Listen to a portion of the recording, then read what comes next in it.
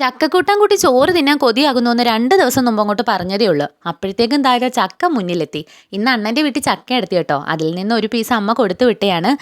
കൈ കിട്ടിയ പാടെ ഞാൻ അതിനെ അരിഞ്ഞു പെറുക്കി അങ്ങ് ഫ്രിഡ്ജിലോട്ട് മാറ്റുവാണ്. ഇന്നത്തേക്ക് ഇനി ആവശ്യമില്ല, നാളത്തേക്ക് നമുക്ക് പണി എളുപ്പമാവും. പിന്നെ ചക്ക മധുരം വെക്കാതിരിക്കുകയും ചെയ്യും.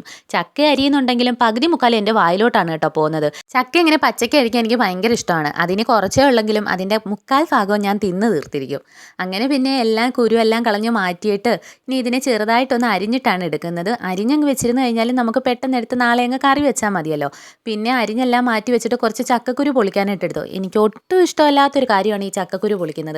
കൈ കിടന്ന് ചുമ്മാതെ തെറ്റത്തതേ ഉള്ളൂ. പിന്നെ നമ്മുടെ ചക്കക്കറിക്ക് ഒരു ടേസ്റ്റ് വേണമെങ്കിൽ കുറച്ച് ചക്കക്കുരു ഇടണ്ടായോ. അതിൻ്റെ പേര് മാത്രം ഒരു 5-6 പൊളിച്ചെടുത്തിട്ട് ബാക്കി മാറ്റിയിട്ടുണ്ട്. പിന്നെ ഇതുപോലെ ഒരു കവർ എടുത്തിട്ട് അതിൻ്റെ അകത്തോട്ട് നമ്മൾ അരിഞ്ഞ ചക്കയെല്ലാം മാറ്റി കെട്ടിയാണ് കേട്ടോ ഫ്രിഡ്ജ് വെക്കുന്നത്. ഇങ്ങനെ വെച്ചിരുന്ന 3-4 ദിവസം വേണേലും നമുക്ക് കേടുകൂടാതിരിക്കും. ഇന്നത്തെ വീഡിയോ ഇത്രയേ ഉള്ളൂ. മറ്റൊരു വീഡിയോ ആയിട്ട് നമുക്ക് പിന്നെ കാണാം. ടാറ്റാ.